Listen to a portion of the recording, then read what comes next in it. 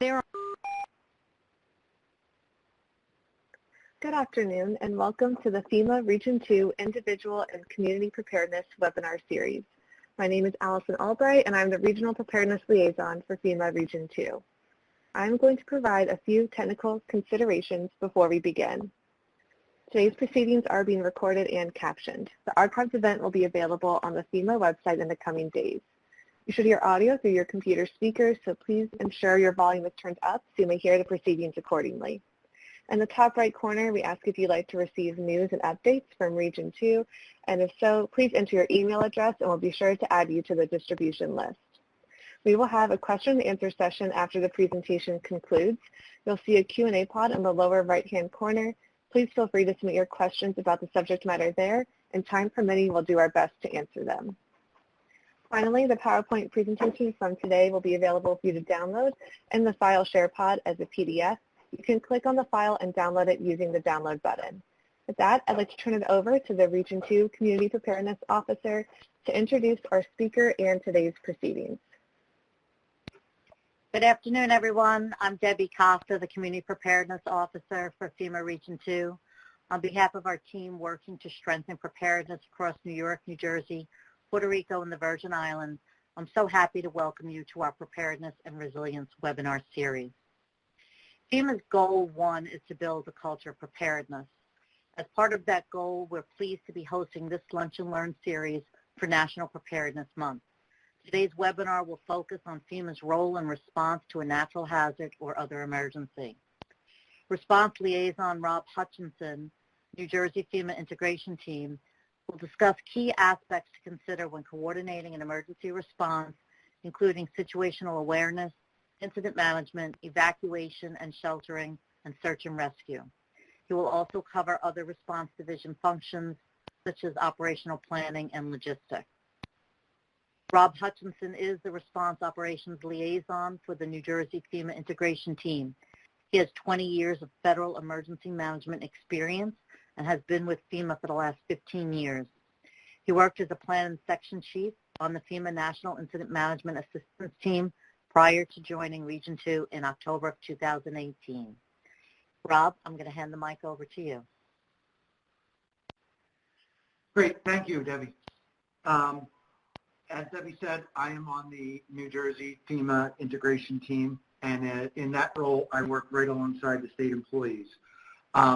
So today, we're going to go over FEMA's role in the response to either a natural or a man-made disaster. Basically, a review of FEMA's role in response within Region 2 and around the nation. We're going to cover the functions that the Response Division covers before, during, and after an incident that would occur. So FEMA's authorities come from the Stafford Act, which the Robert T. Stafford Disaster Relief and Emergency Assistance Act was passed by Congress in 1998. It was an act that amended the original or the 1974 Disaster Relief Act. And basically that all the statutory authority for FEMA's disaster response activities and our FEMA programs come from the Stafford Act. So we have three major programs in FEMA, and those programs are individual assistance, which is how we help individuals, families, and households recover from a disaster. Public assistance, which is a reimbursement program that provides federal funding for communities to respond from disasters. And hazard mitigation, which is basically a grant program to provide federal funding for state, local, tribal, or territorial governments so that they can rebuild in a way that reduces losses from future disasters to their community. And there are different parts of hazard mitigation funding, but there's special funding that's available after a presidential disaster. So when an incident occurs in your state, the number one thing we stress is that all disasters are managed locally. We work at a state-managed response that is supported by the federal government. And FEMA's role is to be a coordinating agency. We bring in many other federal agencies and other non-governmental agencies, such as the American Red Cross, to assist us in the response. Those other federal agencies, we call them emergency support functions, or ESFs. We bring them in during a disaster. So a state may have a disaster or may have an incident that doesn't rise to a federal disaster. If a state has an incident, the governor must request a disaster declaration under the Stafford Act to the president, and that's when FEMA would get involved in their disaster. So we would come in and assist with coordinating the federal response and provide assistance to the state. Before a disaster occurs, we have several elements in the response division that assist us in knowing what's going on. We call that situational awareness. We have a watch team that assists in gathering information from our states. And our FEMA Region 2 watch and the other watches around the country are responsible for collecting that information from the states, analyzing it and sharing it throughout FEMA and to the other federal agencies. Those watch centers maintain uninterrupted 24-hour awareness of our Region 2 states, New York, New Jersey, Puerto Rico, and the Virgin Islands, monitor whether they're ready to respond, how ready they are to events, and make sure that we are ready to respond with that coordinated federal disaster response. They do this by providing us with various presentations and reports throughout the day. And that awareness is shared multiple times during the day. They are also our link to our Regional Response Coordination Center, or RRCC. You can see in the picture there on the left our Regional Response Coordination Center. And each of the 10 FEMA regions maintains a RRCC. And these are coordination centers that have the ability to expand and become an interagency facility staffed by, again, those emergency support functions and FEMA staff in anticipation or during some of the more serious incidents within the FEMA region. And we bring in those 8 personnel agencies to make sure that we can support our states in their response and also support the federal response during the disaster. Again, in that coordination role, we're making sure that we're supporting the states as they respond to their disaster and giving them the assistance that they need. So how does FEMA do this? We have the Incident Command system under the National Incident Management System, or NIMS. Our on-the-ground personnel are in our IMAT, or Incident Management Assistance Team program. And these are regional-based. We have teams in Region 3 that are basically response teams that go out into the state, and they're designed to improve that coordination and response when we have these serious incidents, events, disasters, or even before an incident occurs, they can be pre-staged. These IMATs are designed to rapidly deploy to the state and be that initial point of contact between the FEMA region and our state partners.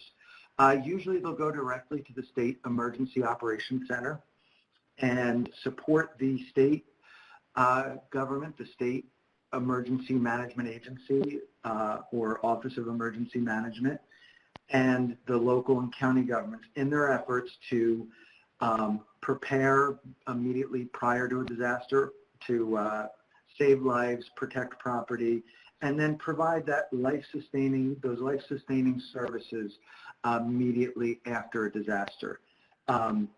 Basically, we need to meet individual needs for shelter, food, and water, and then restore the critical infrastructure in a community, whether that's getting the power back on through emergency generators, whether it's making sure that we're distributing water because maybe the utilities are knocked out. But that incident management team, again, using those emergency support function partners in the field, will work to get those services restored. So they work in a system called the incident management system, and they use the incident command. And this is just a common, comprehensive system. So we have a nationwide approach to managing incidents. It allows us to be standardized with our state and federal partners. And the leads in state and federal, we have a federal coordinating officer who is our basically the highest and most visible leader in the federal response and responsible for all of our actions. And they report up through FEMA to FEMA headquarters on all of the expenses and response availability and our actions. And then their counterpart, the state coordinating officer, oversees all aspects of the state response in their activities during a disaster. So some of the common things you see during a disaster: evacuation and sheltering. FEMA's role in this is coordination. We also do funding of sheltering. Our partner commonly is the American Red Cross. Will run shelters in various states. We run a system called the National Shelter System that's basically a coordinated database of potential shelter resources, potential shelter locations. But again, we work directly in a partnership with the American Red Cross to ensure that we're supporting states when they need to have sheltering activities, when they need to move their residents or disaster survivors into large sheltering.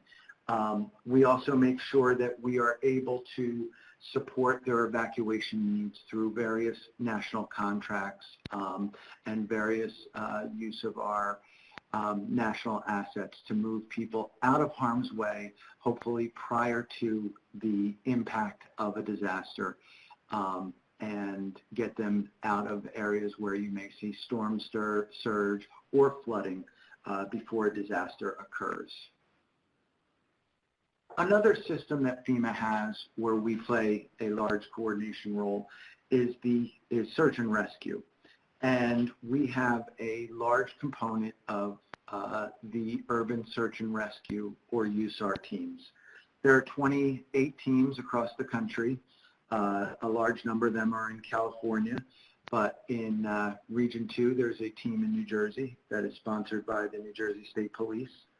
But they are interagency. Most of the teams are interagency. They have a lot of different capabilities, and they respond to things like building collapses, flooding. They rescue people from all kinds of incidents, and they have capabilities to do search and rescue in building collapses. They can provide a reconnaissance to assess damage.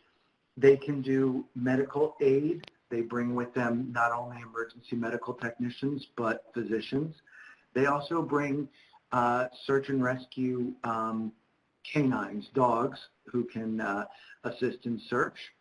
They bring a hazardous materials capability, and they also can do things like secure utilities, secure homes, and operate in many different hazards.